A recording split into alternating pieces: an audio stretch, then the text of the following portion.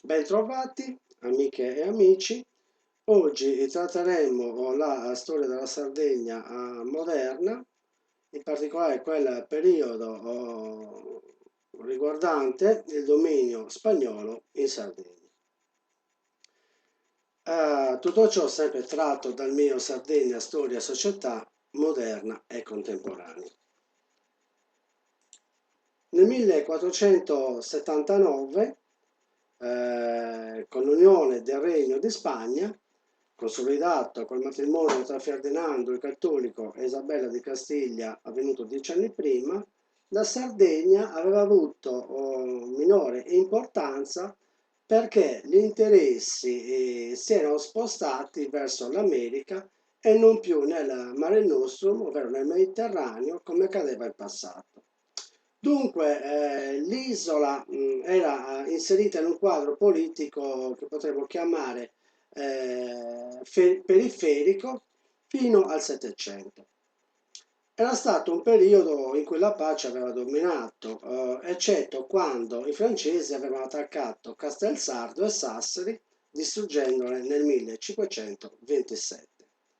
Nel frattempo che Carlo V stava guerreggiando con Francesco I. Nel 1300, anzi per meglio dire nel 1535, Carlo V aveva inviato delle spedizioni da Cagliari in Tunisia e nel 1541 in Algeria. Qualche anno dopo, esattamente nel 1556, Carlo V, rinunciando al trono, aveva diviso la corona spagnola. Al figlio Filippo II aveva assegnato i possedimenti del Mediterraneo e dell'Atlantico, oltre i Paesi Bassi, mentre al fratello Ferdinando I le tenute della corona imperiale. Per dirla con il professor Serri, la salita al trono di Filippo II nel 1556 e l'uscita della Spagna dall'ambito dell'impero aveva portato ad un nuovo interesse per la ristrutturazione, una nuova ristrutturazione interna dei possedimenti spagnoli, all'esigenza di mettere ordine nelle zone periferiche non meno che nel centro, di riorganizzare la burocrazia, di controllare le forze che facevano girare tutto e soprattutto la feudalità sempre turbolenta e cercando sempre nuovi posti di potere. Anche la Sardegna aveva risentito di questo processo di modernizzazione delle strutture statali. Nell'arco della seconda metà del Cinquecento il controllo del centro sui localismi si era ristretto. Continua il professore. La corona, migliorando i poteri della burocrazia, aveva mirato a dare potere agli intellettuali delle città, ovvero a quegli uomini inseriti negli uffici dell'amministrazione, ai diversi livelli, che formavano il ceto togato, il quale aveva sempre più la funzione di arginare e controllare l'invadenza del potere baronale. Ancora il professore. Gran senso di questa politica centralizzata del potere era stata l'istituzione della Reale Udienza nel 1564, una magistratura con funzioni di suprema corte d'appello, di consulenza, di collaborazione e di controllo tecnico-giuridico degli atti di tutta l'amministrazione e dello stesso viceré. Quindi vediamo il pensiero illuminato del professor Serri, il quale ci presenta bene questo passaggio e questo contesto storico. Dal 1481 al 1699 possiamo evidenziare come i parlamenti venivano convocati regolarmente ogni 10 anni. Mentre per quanto riguarda l'economia sarda, in questi primi decenni del XVII secolo le annate agrarie erano fiorenti, dal momento che era presente una buona esportazione in continente, in cui i commercianti e gli agricoltori dovevano, in sostanza, dovevano pagare un dazio ai rappresentanti statali. Come rammenta appunto lo studioso Francesco Carboni, professor Francesco Carboni, dice questo. Lasciatemi. Gli anni di raccolti favorevoli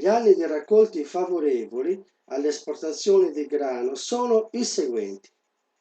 Nel 1611, diritto di soldi 25 per starello delle esportazioni particolari e un reale dagli agricoltori.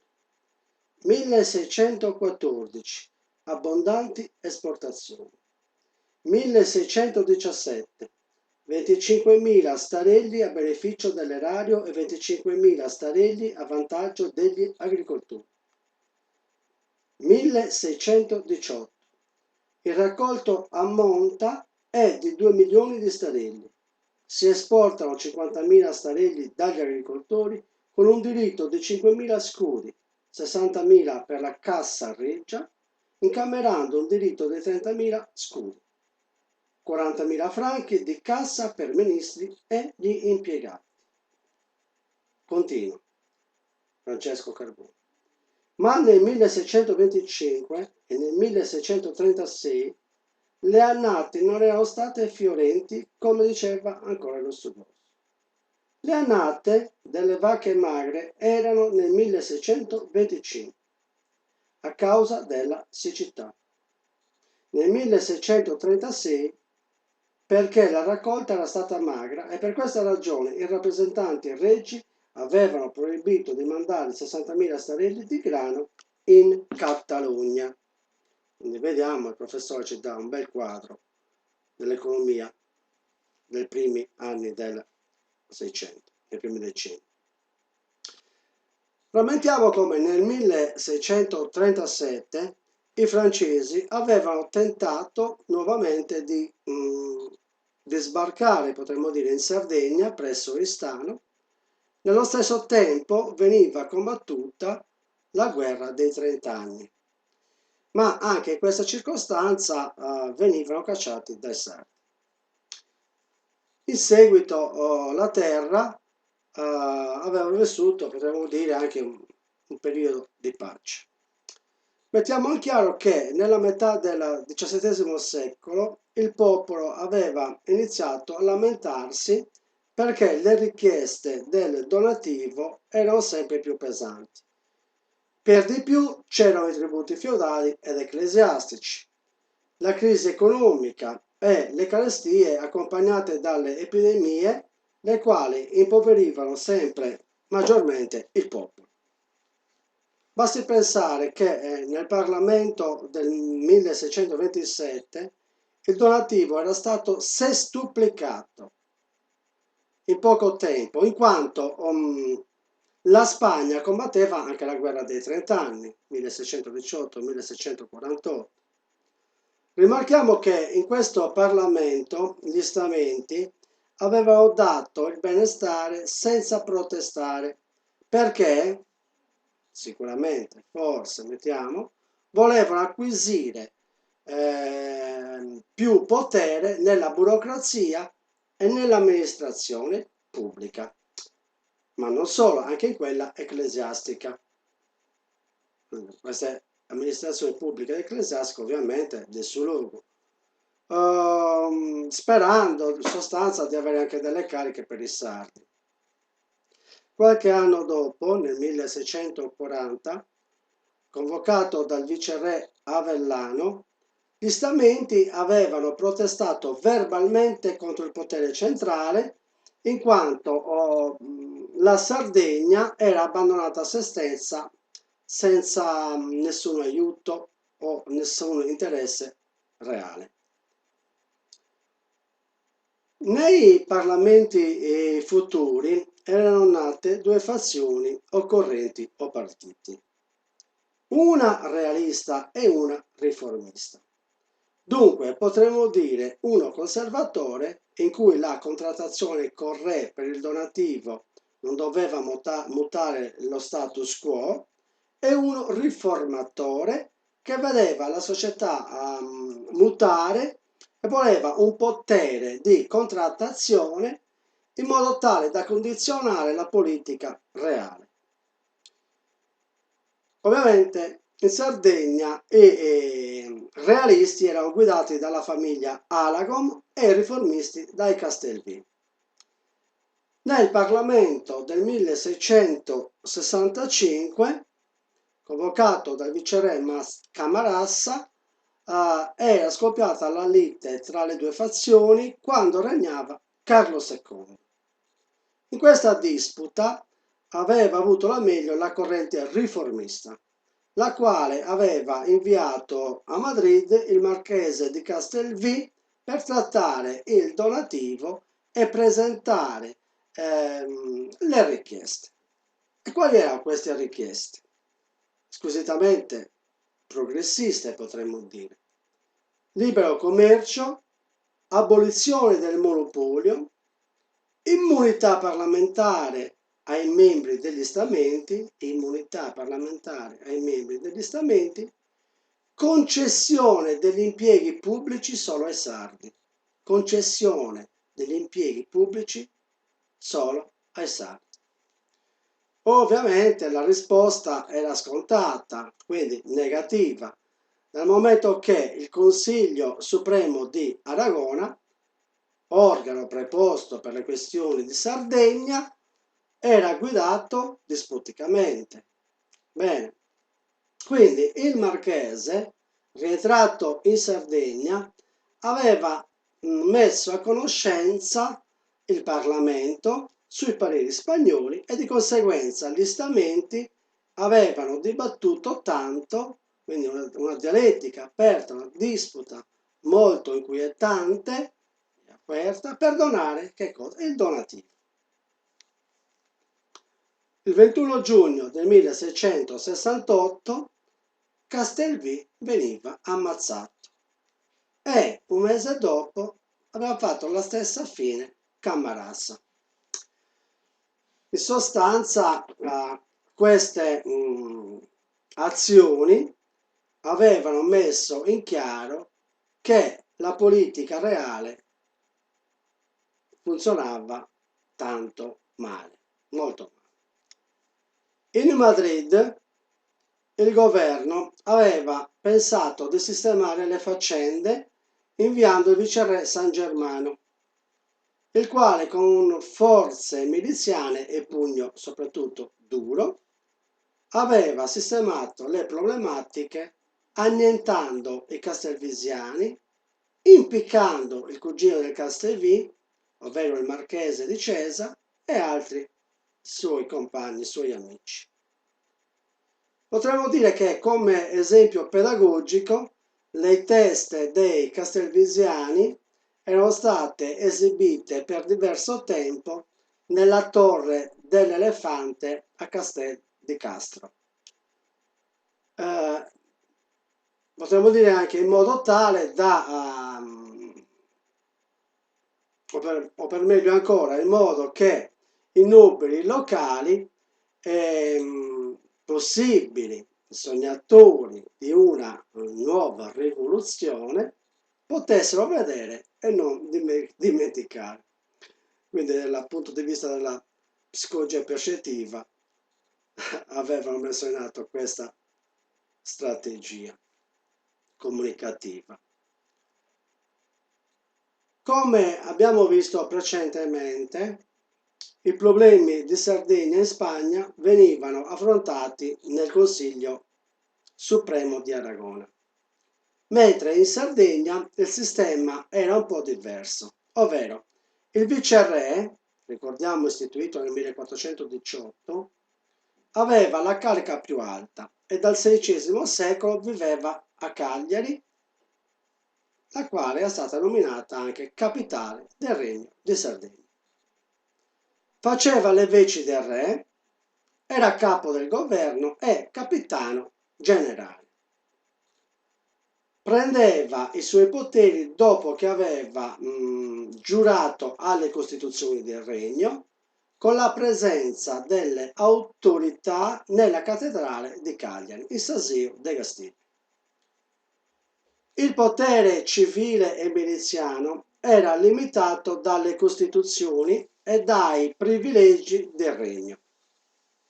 Inoltre, il viceré poteva emanare leggi attraverso bandi e gride per ciò che riguardava l'amministrazione, l'ordine pubblico, l'igiene, la regolamentazione del commercio, e i bandi erano delle leggi firmate dal viceré, dal reggente e anche dall'avvocato fiscale.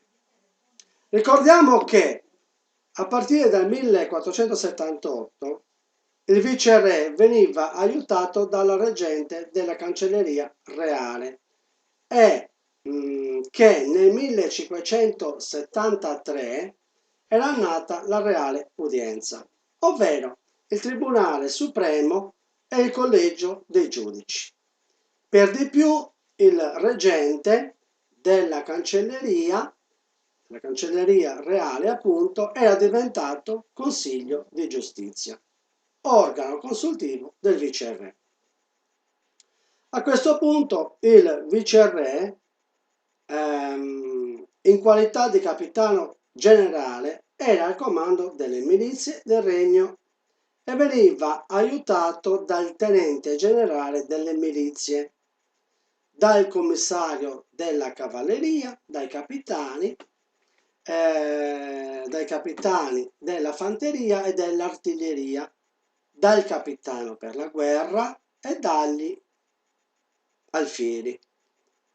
Tutte queste persone erano controllate direttamente dal viceré, quindi era un comando di tipo verticale.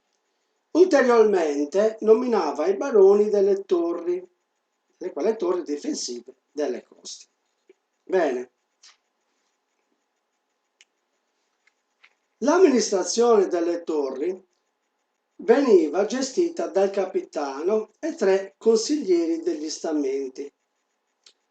Di grande importanza politica, potremmo dire, era il fatto che il viceré veniva controllato con ispezioni attuate dai missidonimici, i quali relazionavano il tutto al re.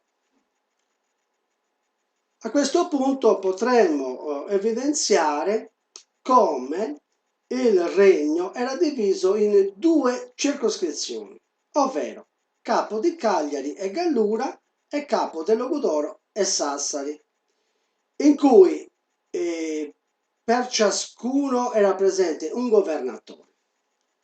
Per di più, quello di Cagliari aveva anche l'incarico di viceré, quando quest'ultimo moriva o si assentava.